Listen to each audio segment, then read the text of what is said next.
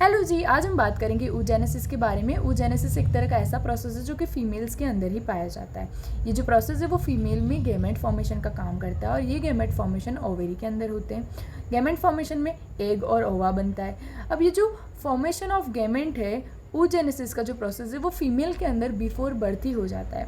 हमने बात की थी स्पर्मेटोजेनेसिस की प्रोसेस की, जो कि प्यूबर्टी के टाइम मेल्स के अंदर होता है, बट फीमेल के अंदर जो ये oogenesis का प्रोसेस है वो बिफोर बर्थ ही हो जाता है। अब ये प्रोसेस 3 अलग अलग फेजेस में होता है, जैसे कि multiplication phase, growth phase and maturation phase.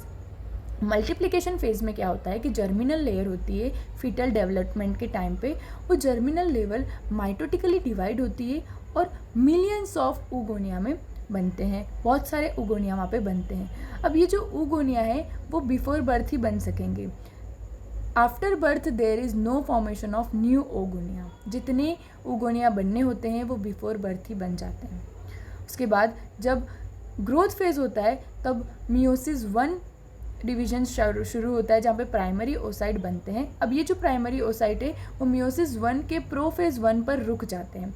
Till the puberty females में नहीं आ जाती। जब तक प्यूबर्टी हिट नहीं होती ये प्रोफेज 1 यहाँ रुका रहता है। फिर मैच्योरेशन फेज़ आता है।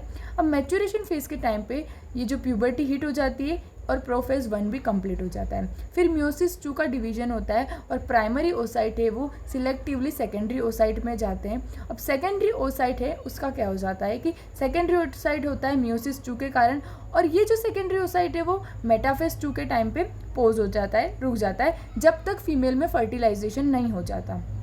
अब जब फिर फर्टिलाइजेशन फेज़ फीमेल में शुरू होता है तब मियोसिस 2 भी कंप्लीट हो जाता है और फीमेल्स में ओवम भी बन जाता है। तो ये होता है oogenesis का प्रोसेस फीमेल्स के अंदर।